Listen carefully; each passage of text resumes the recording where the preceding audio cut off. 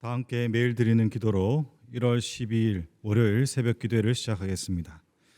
은혜의 하나님, 고요한 이 새벽에도 새로운 하루를 말씀과 기도로 열게 하시니 감사합니다.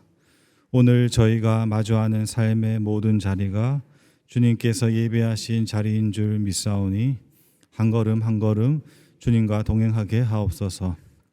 새해를 시작하며 우리 교회가 복음의 능력으로 살아 움직이고 은혜 안에서 기쁨으로 춤추는 공동체 되기 원합니다. 환경과 형편에 흔들리지 않게 하시고 오직 복음으로 날마다 새로워지게 하옵소서. 특별히 영락의 모든 가정을 주께서 회복하게 하시고 자녀들이 주님을 인격적으로 만나 말씀 위에 굳게 서게 하옵소서. 성령님의 인도하심을 따라 우리 교회의 신앙 지도 원칙인 경건한 복음주의 신앙의 육성, 성서적 생활윤리의 훈련, 교회 연합 정신의 구현, 세상에서 하나님 공의의 실현을 위해 힘쓰게 하옵소서. 모든 교육자들과 성도들이 예수님의 마음을 품고 믿음으로 나아가게 하옵소서. 예수님의 이름으로 기도드립니다. 아멘. 다 함께 찬송가 438장, 찬송가 438장 부르시겠습니다.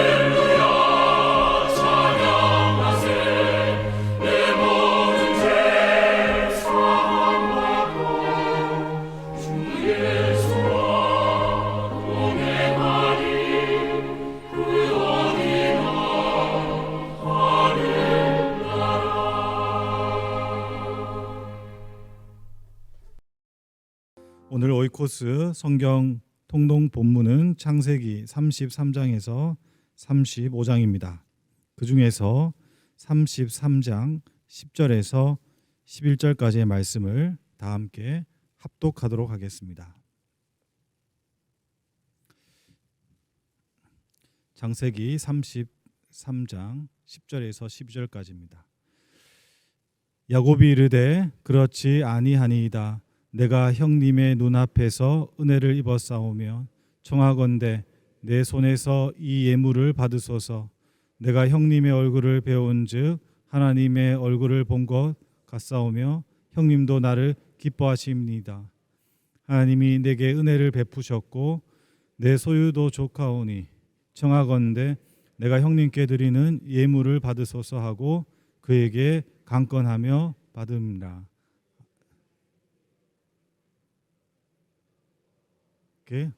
아멘. 야곱과 에서의 이야기는 단순한 형제의 화해의 미담이 아니라고 할 수 있습니다. 어제 읽었던 마하나임이라는 말의 뜻에 관련해서 오늘 그 이야기의 완성이 드러납니다. 마하나임을 우리가 하나님의 군대라고 알고 있지만 엄밀한 뜻은 두 진영이라는 말입니다. 하나님의 군대가 야곱과 함께 했다. 그 군대가 야곱을 도왔다. 그래서 오늘 이 형제의 미담의 결론과 주도권이 야곱에게 있다라는 것이 아니고 야곱이라는 한 진영과 에서라는 한 진영이 하나님의 인도하심에 따라서 충돌이 일어나는 그 시점에 주님은 그 자리에 찾아가셔서 두 사람의 인생이 인과응보, 배신과 증오, 그리고 복수와 파멸로 가는 형제의 인생의 결말을 그냥 두지 않으시고 입맞춤해 주셔서 화해와 용서, 그리고 아름다운 인생의 완성으로 갈무리를 해주셨다. 이렇게 우리가 볼 수 있습니다. 여러분, 그 연장선에서 결국 우여곡절 끝에 야곱은 형 에서를 만나고 이 에서가 야곱을 진정으로 품어주는 모습을 오늘 볼 수가 있습니다. 여러분, 부모에 의해서 그리고 환경에 의해서 어쩌면 두 형제는 운명 속에서 희생된 그런 사람들일 수 있습니다. 경쟁해야 됐고, 그리고 그것 때문에 배신하게 되는, 평생을 서로 증오하고, 그리고 동생 야곱은 고향을 떠나서 방황하고 고통스러운 삶을 살게 된 거죠. 그런데 오늘 이 본문에서 우리가 야곱에서 조금 시선을 달리해서 에서의 모습을 보면, 아니 본문을 조금만 좀 찬찬히 보더라도 에서라는 사람이 얼마나 좋은 사람인가를 볼 수 있습니다. 야곱이 에서에게 갔을 때 그가 한 말이 그러합니다. 넉넉한 소유와 넉넉한 마음을 가지고 야곱을 수용합니다. 여러분, 이것에서 우리는 하나님이 얼마나 놀라우신 분인가를 알게 됩니다. 하나님은 축복권과 그리고 장자권을 가진 약속의 사람 야곱만을 붙잡고 계신 것이 아니었고, 에서의 삶에도 개입하셔서 그의 삶을 넉넉하게 하셨고 그의 마음을 넓혀 주셨습니다. 뒷부분에 창세기 36장을 보면 그 에서의 삶의 열매와 결실이 얼마나 풍성한가를 알 수가 있습니다. 화해라는 것, 이 일조차도 사람의 계획과 뜻이 아니라 하나님의 섭리 가운데 모두가 승자가 되는 결말로 마무리한 것이죠. 그러면 여기서 우리는 좀 당황할 수가 있습니다. 오히려 야곱보다 더 성숙한 에서의 삶이 성경 본문에서 주목받지 못하고 있고, 그리고 그 삶은 도대체 어떠했길래 동생을 이렇게 넉넉한 마음으로 받을 수 있는 큰 사람이 되었나 하는 것이죠. 여러분 보십시오. 내 소유가 넉넉하다. 네가 아무리 많은 걸 준비했다 하더라도 그게 내 삶에 그렇게 영향을 주지 못하니 그거 도로 가져가라. 여러분, 에서가 재물만 많은 사람이 아니었고 야곱에게 먼저 이렇게 이야기합니다. 너 나와 같이 동행하면서 살자. 이제 우리 오랫동안 떨어져 있었는데 함께 했으면 좋겠다. 그런데 이 문제를 갖다가 형님 잠시만요. 이 상황을 봤을 때는 좀 더 관계적인 그리고 상황적인 여유와 시간을 두는 것이 좋겠습니다. 이렇게 거절하는 야곱에서 이 또한 야곱의 지금까지 살아온 잔머리 그리고 관계의 기술이 아닌가 이런 의구심을 가지게 되는 것입니다. 여러분, 오히려 본문에서는 하나님께서 에서를 장자권과 축복권을 줘서 더 풍요롭게 하셨다라고 생각해도 될 정도로 그렇게 에서는 변해 있었습니다. 그러나 성경에서는 에서의 삶을 주목하지 않고 야곱의 삶을 같이 있다라고 말하고 있습니다. 인생의 인격 그리고 윤리성에 초점을 두기보다 사도 바울은 이 두 인생에서 다음과 같은 증언을 합니다. 로마서 9장 11절에서 13절입니다. 그 자식들이 아직 나지도 아니하고 무슨 선이나 악을 행하지 아니할 때에 택하심을 따라 하나님의 뜻이 행위로 말미암지 않고 오직 부르시는 이로 말미암아 서게 하려 하사 리브아에게 이르시되 큰 자가 어린 자를 섬기리라 하셨나니 기록된 바 내가 야곱은 사랑하고 에서는 미워하였다 하신과 같으니라. 여러분 놀랍지 않습니까? 태어나지도 않았는데 하나님께서는 야곱은 사랑하고 에서는 미워하셨다는 거예요. 여러분 여기서 이후에 사도 바울은 이 일로 인하여 하나님을 불의하다 할 수 있겠느냐라고 말하면서 논증을 하는데 그 이유는 우리 인생의 관점에서 어떤 일을 편애하고 어떤 일은 미워하고 이런 관점이 아니라 하나님은 뜻을 가지고 한 인생에 주목하셨고 그 인생을 끌고 가셨다라는 말을 하나님은 야곱은 사랑하고 에서는 미워했다 이렇게 표현한 것입니다. 우리는 야곱은 가축을 치는 사람, 에서는 사냥을 하는 사람, 그리고 어린 시절에 창세기 앞부분에서 보여줬던 그 두 사람의 기질이 다르기 때문에 삶의 태도가 달랐다 이런 해석도 할 수 있겠지만 결국에는 우리가 이 본문에서 보다 나은 인격과 삶의 결론을 가지고 있는 에서보다 야곱에 더 집중해야 되는 분명한 이유를 말해주고 있습니다. 그것을 단 한마디로 이야기하면 야곱에게는 에서가 가지지 못한 이야기가 있다는 것입니다. 이것이 오늘 이 새벽에 우리가 이 본문을 통해서 주목해야 되는 것입니다. 야곱은 하나님의 군대라고 스스로 표현했던 하나님께서 우리 이 두 진영 사이에 계시다라는 시선을 확보합니다. 그리고 야곱은 그 삶의 고통의 시작이 분명 본인의 조급함과 그리고 하나님의 약속을 따르지 못한 미숙함에서 오는 결과물인데도 불구하고 그 과정 속에서 베델에 하나님을 만나게 되죠. 그는 그 모든 과정에서 오늘 본문에서 아다시피 원수가 될 수 있고 가장 두려운 실체가 될 수 있는 이미 타인과 같은 형님의 얼굴에서 하나님의 형상을 발견합니다. 이게 결이 다르다는 것이죠. 하나님이 사랑하시는 사람들의 시선이며 삶의 태도라는 것입니다. 그리고 그는 11절에서 이렇게 이야기하죠.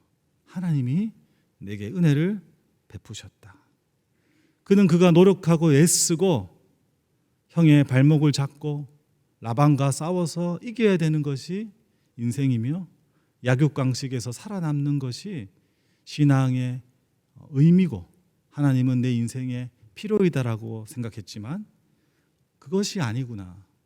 나보다 더 얕고 빠른 사람이 있고 나 자신도 그 사람과 별반 다름없고 비겁한 아버지 그리고 무책임한 삶의 경영자였음에도 불구하고 하나님께서는 그에게 은혜를 주셨다는 것을 브니엘의 아침을 통해서 경험했다는 것입니다.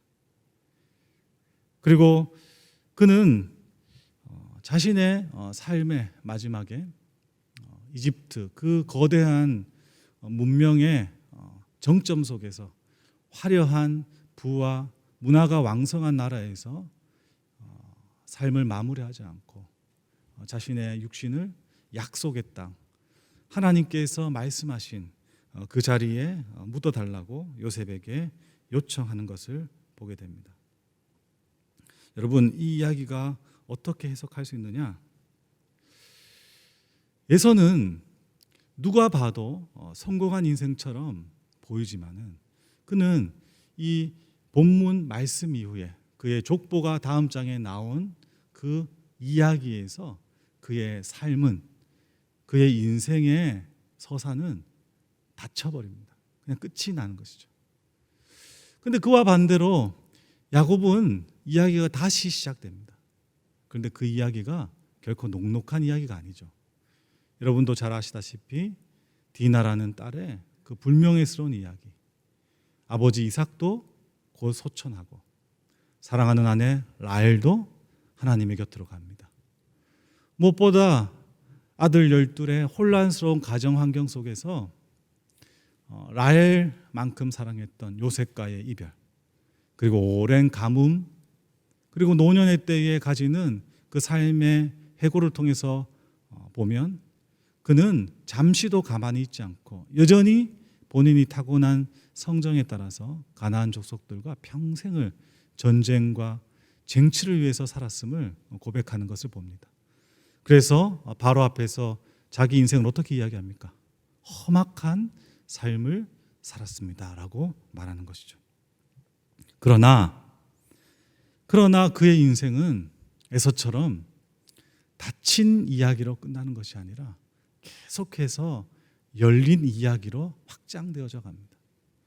야곱이 야곱에서 끝나지 않고 요셉으로 이어지고, 그리고 그 12아들의 이야기로 끝나지 않고 유다로 이어지고, 그리고 오늘 우리가 읽는 우리의 신앙의 진수, 하나님이 그를 태중에서 사랑하셨다라는 이 놀라운 이야기에 한 연결고리로 자리 잡게 되는 것이죠. 그리고 그는 그 인생에 있어서 그의 성정은 결코 그럴 수는 없지만 그의 삶의 이야기는 결코 그렇게 적힐 수 없지만 그는 진실로 시편 23편에서 이야기하는 원수의 목전에서 상을 베풀어 주신다는 것을, 하나님이 나의 군대가 되고 나의 원수를 정리해주고 나는 쟁취해서 소유하고 나는 전쟁에서 승리하고 나는 모든 것을 누리고 나는 돋보여야 되고 나는 독점해야 되고 이런 삶으로 가는 것이 아니라 진실한 마음으로 하나님에 의해서 그의 환도뼈가 꺾이는 고통이 있었지만 그것을 통해서 진심으로 원수, 그리고 본인과 함께 할 수 없는 이들에게 기꺼이 상을 차려줄 수 있는 하나님의 사람으로 서게 된다는 것을 오늘 본문 말씀은 우리에게 보여주고 있습니다. 사랑하는 성도 여러분, 우리 주변에 야곱과 에서는 참 많이 있습니다. 이 세상에 있는 사람들도 에서와 같은 사람들이 참 많이 있습니다. 우리는 그 자리에서 하나님의 얼굴을 보는 것과 그리고 하나님의 은혜를 자각하는 것보다 당장 내가 가지고 있는 소유보다 더 많은 소유와 그리고 넉넉한 인격과 삶의 완성을 보며 과연 신앙이란 것이 무엇일까라는 의구심을 가질 때가 있습니다. 그러나 오늘 성경은 분명하게 이야기해 줍니다. 그 인생, 그 삶의 이야기는 닫힌 이야기입니다. 거기서 끝나는 것입니다.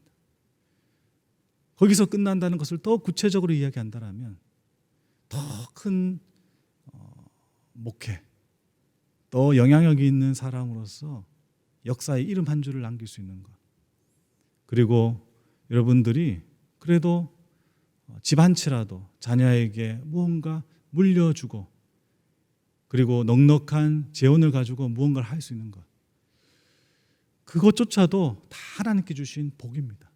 하나님께 주신 은혜고 하나님께 주신 선물인 것이죠. 그렇지만 그것은 닫힌 결말입니다.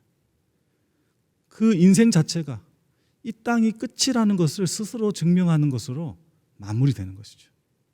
그러나 때로는 고될 수 있고 때로는 아무것도 아닌 것처럼 느껴지지만 우리 삶에 있어서 어떤 원수를 사랑할 수 있는 부족하지만 한 인생과 공동체를 품을 수 있는 강인한 정신이요, 그리고 하나님의 방법으로 사랑하는 삶의 이야기, 그리고 하나님께서 원하시는 문화를 만들어가는 가정과 교회에서의 한 역할, 이것이야말로 열린 이야기로 나에서 끝나지 않고 나 자녀 세대로 연결되어지고, 그리고 진실로 이 땅이 끝이 아니라 영원한 하나님의 나라가 펼쳐진다라는 그 믿음의 길을 나는 가고 있다는 것을 확인하는 놀라운 하나님의 은총이라는 것을 오늘 본문은 보여주고 있는 것입니다. 사랑하는 성도 여러분, 모든 것이 다 하나님의 은혜입니다. 그리고 하나님은 주님을 사랑하는 사람이나 주님의 이름을 비방하는 사람이나 모두에게 오늘 하루의 시간에 선물을 주시고 따뜻한 햇살을 내려주시고 먹고 살 수 있는 공급, 심지어 어마어마한 부와 능력을 허락하십니다. 그러나 그 속에서도 오늘 약속의 말씀처럼 닫힌 결말로 이 땅이 전부로 끝나는 인생이 있고, 열린 결말로 영원 속에서 살아가는 사람들이 있습니다. 우리는 어떤 사람들입니까? 우리는 어떤 삶을 살아가고 있습니까?